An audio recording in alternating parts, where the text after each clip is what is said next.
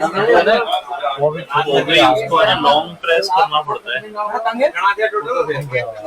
हाँ long press करने से उसको प्रेस करके रखोगे ना तो अपने आप फ्रंट में चल जाएगी, फिर प्रेस करोगे तो बैक में चल जाएगी ऐसे।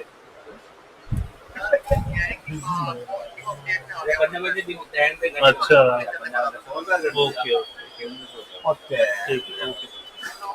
हाँ ये तो देखो बाद में मैं आपको यही तो बोल रहा हूँ, ये ऑप्शन आने में चाहिए ना।